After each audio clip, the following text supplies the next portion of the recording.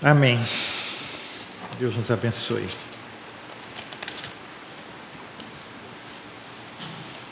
Vamos abrir então em Gálatas capítulo 3.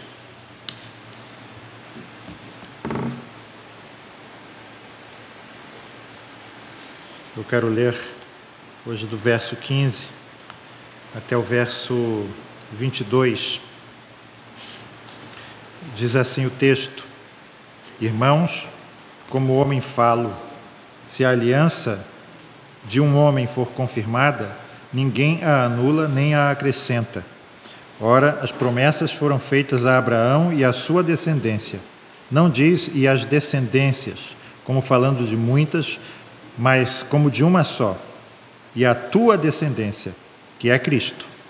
Mas digo isto, que tendo sido a aliança anteriormente confirmada por Deus em Cristo, a lei, que veio 430 anos depois, não a invalida de forma a abolir a promessa. Porque se a herança provém da lei, já não provém da promessa, mas Deus, pela promessa, a deu gratuitamente a Abraão. Logo, para que é a lei? Foi ordenada por causa das transgressões, até que viesse a posteridade, a quem a promessa tinha sido feita, e foi posta pelos anjos na mão de um medianeiro. Ora, o medianeiro não o é de um só, mas Deus é um. Logo, a lei é contra as promessas de Deus? De nenhuma sorte, porque se fosse dada uma lei que pudesse vivificar, a justiça, na verdade, teria sido pela lei.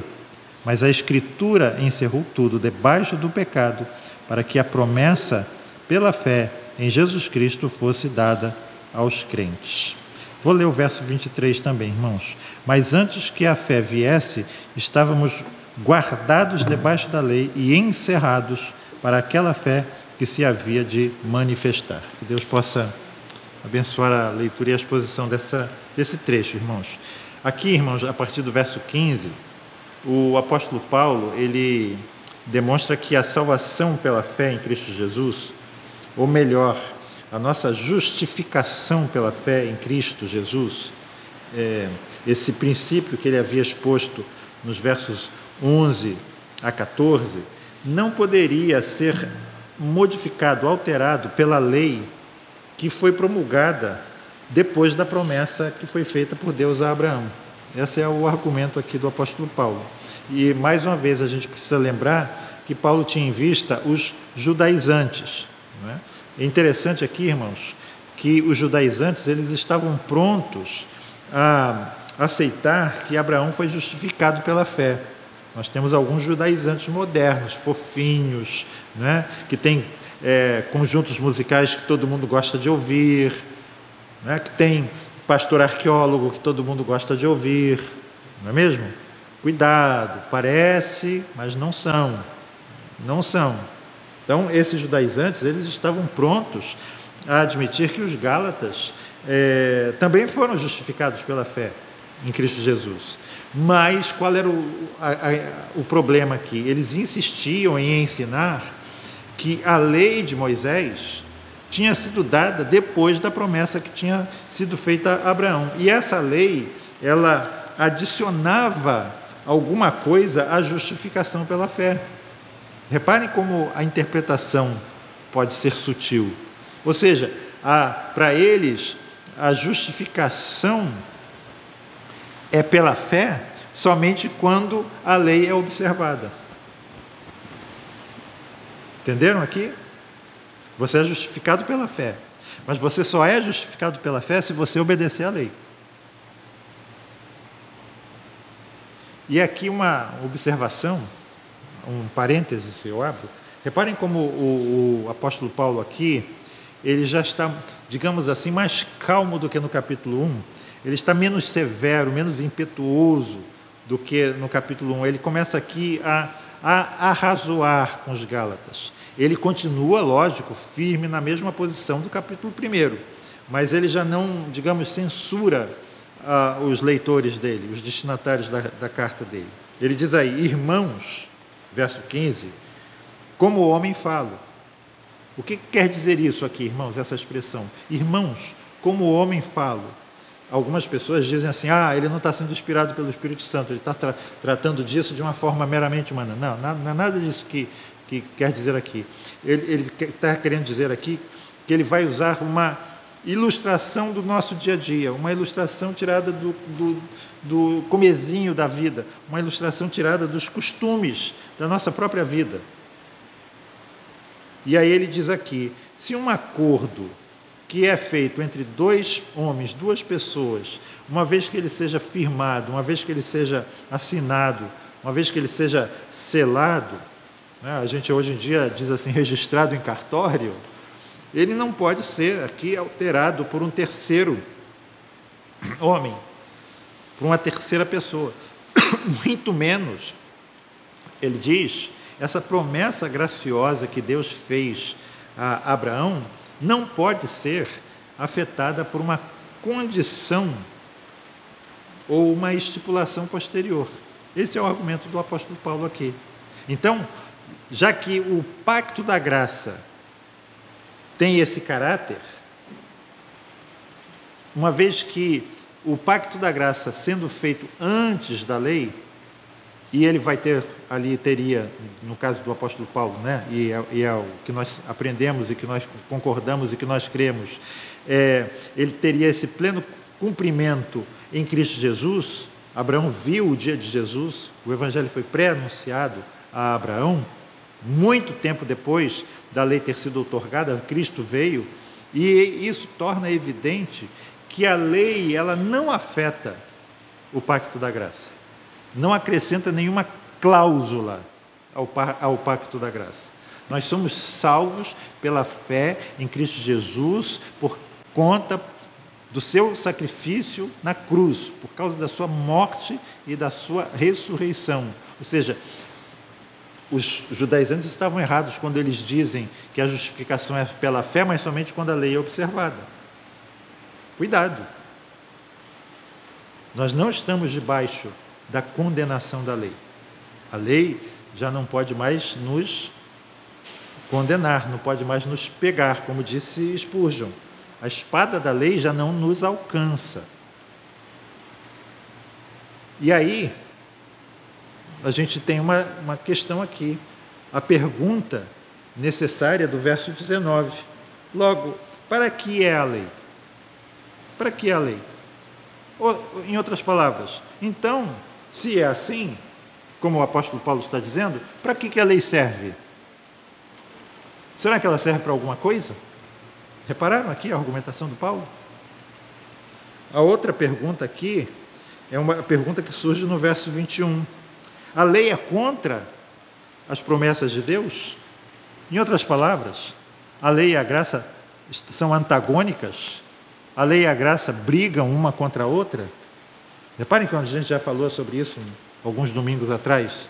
E essas são duas perguntas muito importantes. E nós sabemos, irmãos, que essas duas perguntas quase sempre, invariavelmente, são mal respondidas. Nós aprendemos muito errado nas igrejas a respeito disso. E mais uma vez eu quero lembrar aqui de um pastor muito importante, muito conhecido, muito capaz, que publicou no boletim da igreja dele uma série de frases sobre lei e graça, sempre em termos de antagonismo entre uma e outra. Ele disse, por exemplo, não vou citar tudo, a lei é a morte, a graça é vida, tudo bem. A lei é Sinai, a graça é Sião. A lei é Agar, a graça é Sara. A lei é Caim, a graça é Abel. A lei foi abrogada, a graça nunca será extinta. Mas será que é assim mesmo, irmãos? Será que a lei é descartável? Será que a lei foi abrogada? Será que nós não precisamos mais nos preocupar com a lei? Será que, de fato, o que significa nós não estarmos mais debaixo da lei e sim da graça? Por que Jesus disse, por exemplo, Lucas 16:16, a lei e os profetas duraram até João? Mas por que ao mesmo tempo, nós lemos em Mateus capítulo 5:17, que Jesus dizendo que não veio destruir a lei e os profetas, ele acrescenta que não veio abrogar, mas veio cumprir. E ele diz mais, até que o céu e a terra passem, nem um jota ou tio se omitirá da lei sem que tudo seja cumprido.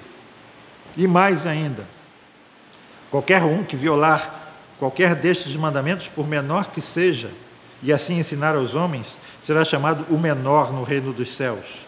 E aquele que os cumprir e ensinar, será chamado grande no reino dos céus. Então, como nós bem sabemos, essa é uma questão muitíssimo importante, é uma questão fundamental na teologia, né? Trata-se da forma como nós vamos abordar e nos aproximar da totalidade das Escrituras Sagradas, sem escolher um trecho, né? Tem gente que diz assim, eu gosto mais do Antigo Testamento, eu gosto mais do Novo Testamento. Não podemos fazer isso. Não podemos dividir o que Deus uniu, não podemos separar o que Deus uniu. E aqui eu espero que todos nós já tenhamos compreendido esse aspecto básico do argumento do apóstolo Paulo, qual seja, a lei não pode salvar, só Cristo. Nós já aprendemos isso.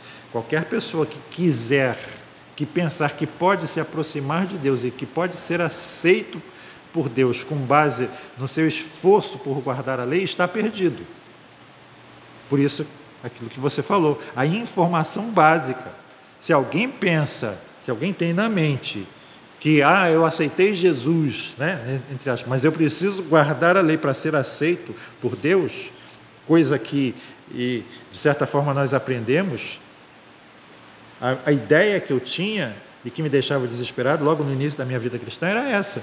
É como se Jesus tivesse dito assim para mim, olha, eu peguei você lá no mundo, eu derramei meu sangue por você na cruz, eu te salvei, coloquei você na igreja, agora vê como você anda, vê como você se comporta, porque se você tropeçar, se você agir mal, se você, entre aspas, pisar na bola, brum, você perde a salvação.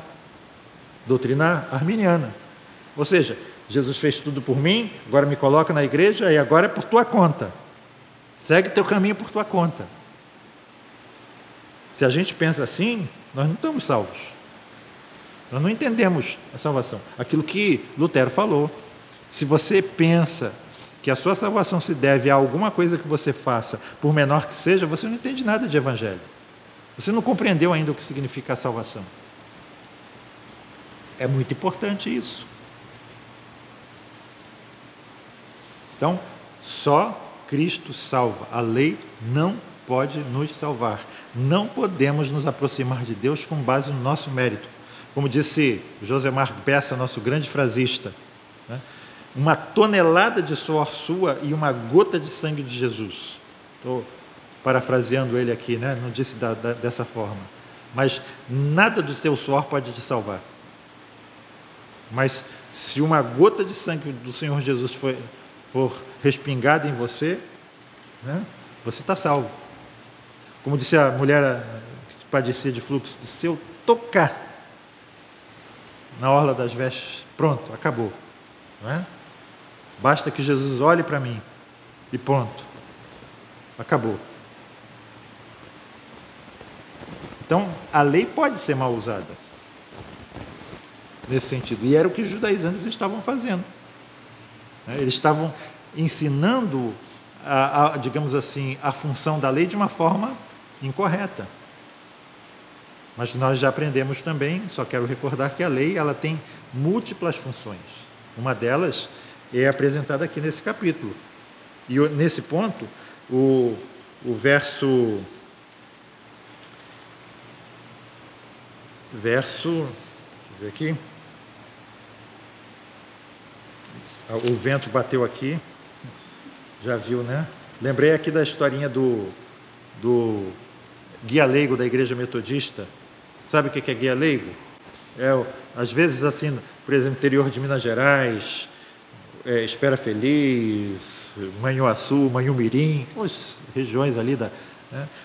O pastor tinha várias igrejas para pastorear e não podia estar em todas no mesmo dia, né? Não tinha o dom da ubiquidade, não tinha o dom da onipresença. Então, eles davam um treinamento ali para alguns irmãos que falavam melhor. Era o guia leigo.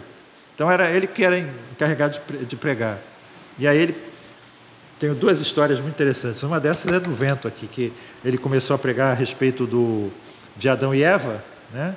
E estava lendo, e daqui a pouco o vento bate na Bíblia, vira algumas páginas, e depois que ele está falando de Eva, e as suas medidas eram tantos côvados de altura, tantos côvados de largura. Aí o irmão puxa assim, irmão, não é isso não, mas está escrito aqui, meu irmão. Essa é uma. Bom, então voltando aqui, capítulo 3, o verso 21.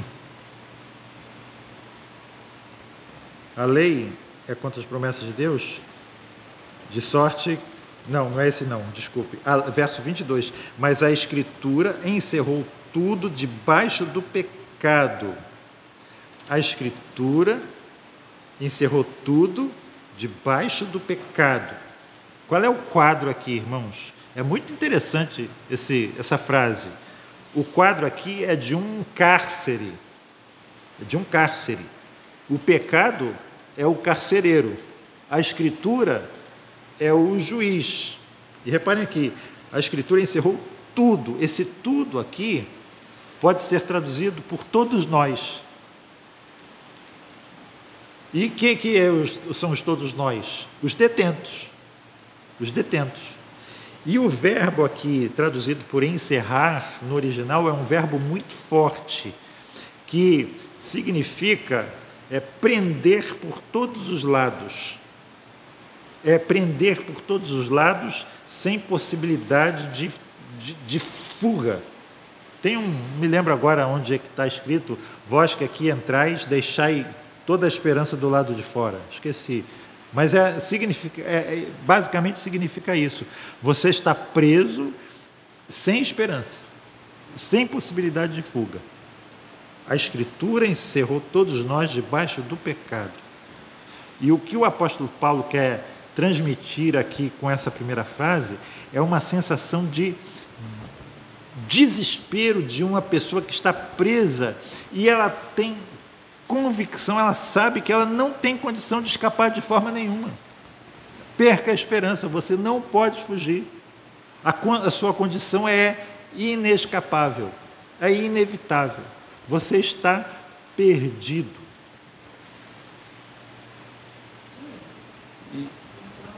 A Escritura se refere à lei? A Escritura, de modo geral. E no caso aqui também a lei, evidentemente. Né? Ou talvez assim, os pedaços da Escritura. Eu vou dar aqui alguns exemplos, né, depois. Então, reparem que essa é uma das principais funções da lei. Qual é a principal função da lei? É assegurar ao encarcerado, aquele que está preso, o seguinte: a sua situação é de miséria total, você é um miserável. Aquilo que a gente falou, miserável pecador. Né? Perca as esperanças. Perca as esperanças. Quando eu era novo na fé, esse é o exemplo que eu escrevi aqui, né? Eu estudando lá em Brasília, Escola Superior de Administração Postal, não existe mais. Né? Tive um colega que quando ele soube que eu era crente, eu era novo convertido. Eu me converti em 1978 e em 1979 eu fui para Brasília. Eu me lembro, irmãos, que eu tinha vergonha de andar com a Bíblia. Não sei se eu já contei isso para vocês, mas não tinha vergonha de andar com a Bíblia para me dizerem, verem que eu agora era crente. Eu tinha 18 anos. Eu tinha vergonha porque eu não conhecia ainda direito. E se alguém disser uma pergunta aqui, eu não ia saber responder. E por isso eu tinha vergonha, né? Pô, eu estou com um livro que eu não conheço. Né? E esse colega veio falar comigo, criticando a Bíblia, dizendo que a Bíblia era um livro muito perigoso. Né? E ele falou da experiência de uma empregada doméstica da família dele, que começou a ler a Bíblia e começou a ficar desesperada. E ele disse que ela pensou em se matar. Ele disse assim: Deus não gosta de mim. E eu, na época, fiquei sem saber o que dizer, não sabia responder. O que você diria para esse meu colega? Né? Hoje nós sabemos que é exatamente isso que precisa ser feito. É exatamente esse o efeito que precisa ser causado à leitura da Bíblia nos pagãos, em nós, todos nós. Ou seja, em outras palavras, o desespero daquela moça não era mau. Os puritanos falavam disso. Não abrevie esse desespero. Não queira apressar o nascimento do pintinho, quebrando a casca do ovo. Esse desespero é salutar. Ela precisava saber.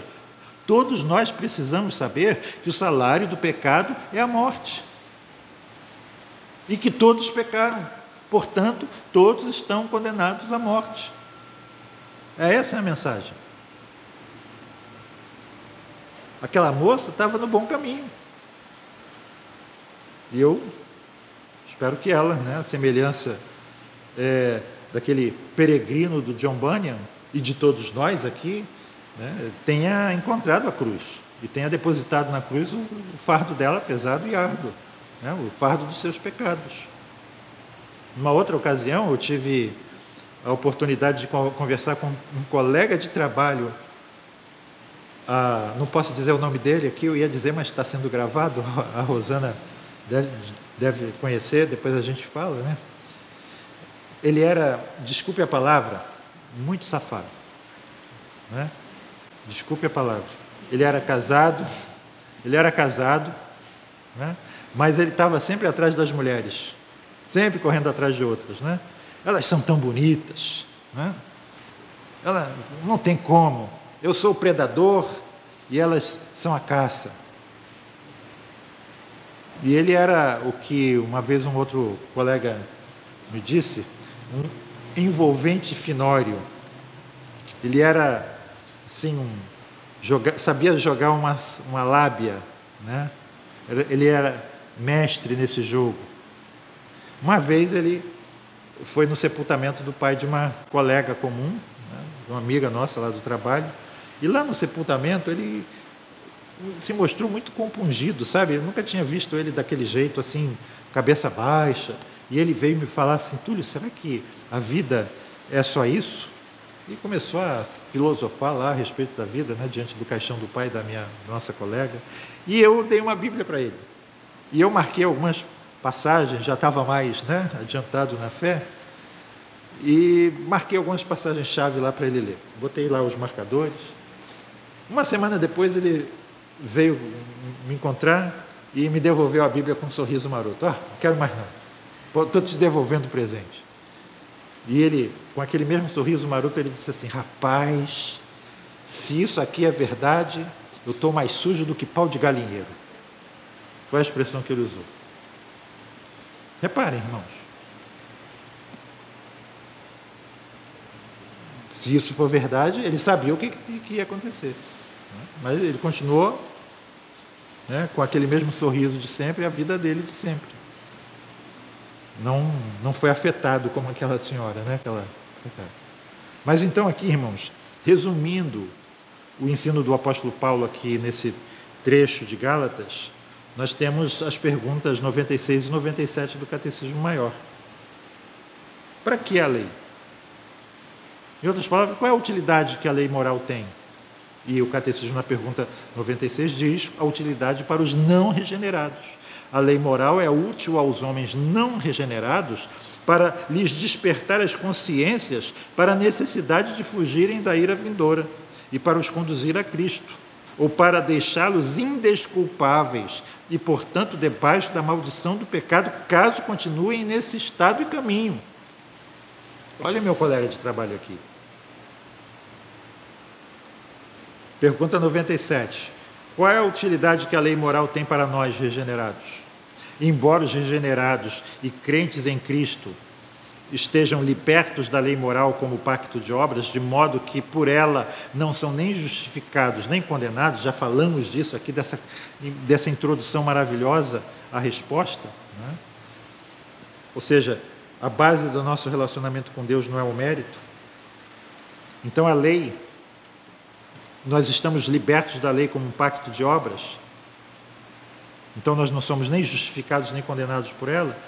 Embora isso seja verdade, a lei além das utilidades gerais que são comuns a todos os homens, particularmente útil para lhes mostrar o quanto são devedores a Cristo. nós usamos a lei, lemos a lei, meditamos nela, e temos bem-aventurança nisso, como diz o Salmo 1, e ela vai me mostrar o quanto eu sou devedor a Cristo. Lembram quando nós fazemos o estudo dos 10 mandamentos, nós entendemos que somos transgressores de todos os 10 mandamentos.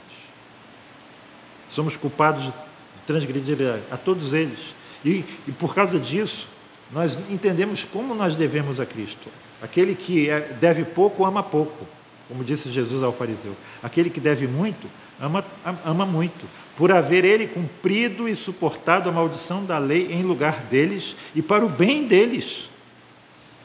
E assim os levar a serem mais agradecidos e a manifestarem essa gratidão pelo maior zelo em se conformarem a ela como a sua regra de obediência. Reparem, irmãos, não é nós somos salvos pela fé em Cristo, mas só seremos salvos pela fé em Cristo se obedecermos à lei. Não é isso que o catecismo está dizendo.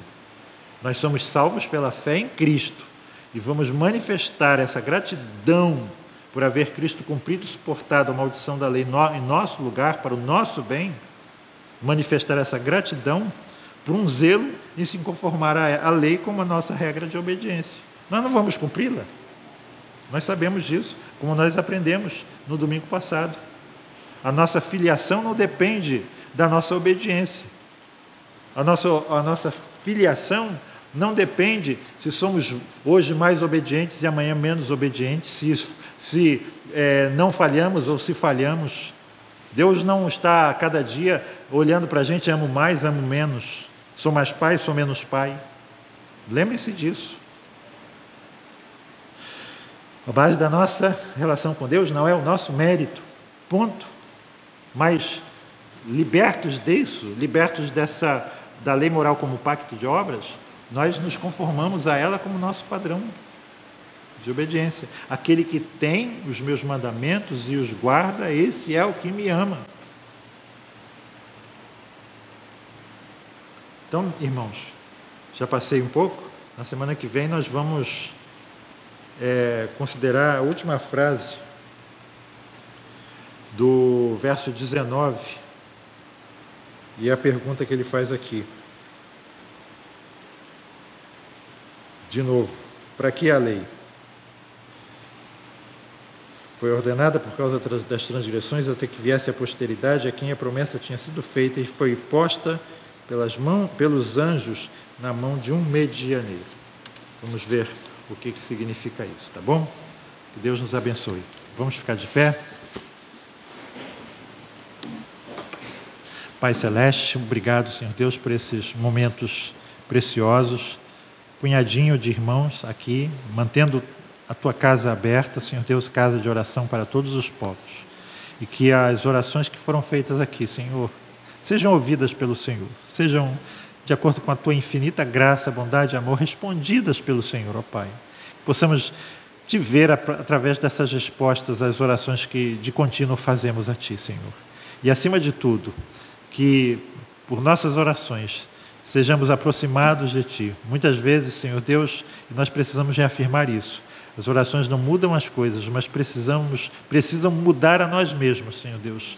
Precisam nos transformar, nos fazer mais e mais parecidos com o Senhor Jesus, mais e mais gratos, mais e mais, Senhor Deus, eretos na nossa coluna, Senhor Deus, sabendo com convicção profunda dentro de nós que no mundo teremos aflições, mas que devemos ter bom ânimo porque o Senhor venceu o mundo. E assim, Senhor Deus, que o Senhor nos auxilie na nossa caminhada, na nossa vida de fé.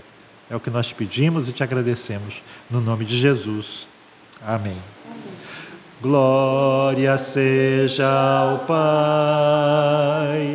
ao Filho e ao Santo Espírito, como era no princípio e hoje para sempre, eternamente.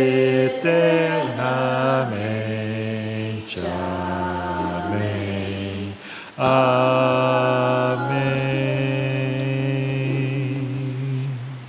Amém, irmãos. Deus os abençoe.